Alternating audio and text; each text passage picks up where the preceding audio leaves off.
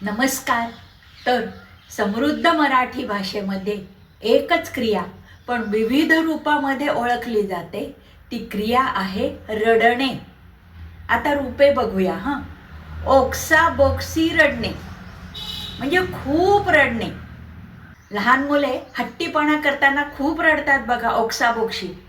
गळा काढून रडणे, एखादी वाईट गोष्ट घडल्यावरती रडतात. मूक रुदन करणे, मनातल्या मनात भावनांवर ताबा मिळवत रडतात. डोळे भरून येणे म्हणजे कुणी गावाला जात असेल, आपल्यापासून दूर जात असेल तर रडतात. धाय मोकलून रडणे म्हणजे खूप रडणे.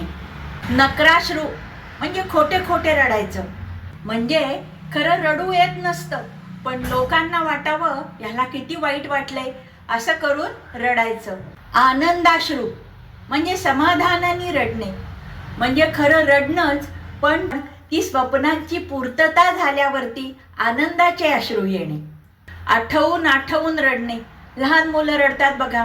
काही वेळेला गोळी आठवतात, काही वेळेला चॉकलेट आठवतात, काही वेळेला पतंग बितंग आठवतात.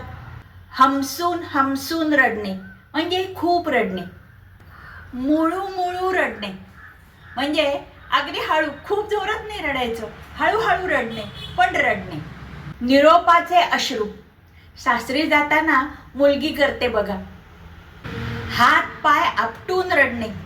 हट्टी मुले ते करतात.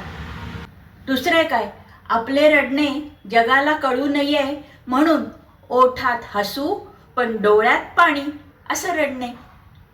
रुसून रडणे, काही काही मुलं बघा रुसून कोपऱ्यात जाऊन बसतात. मंडळी, तुम्हाला हे आवडलं असेल तर लाईक, शेअर, सबस्क्राईब करा आणि हो तर कॉमेंट करायला विसरू नका.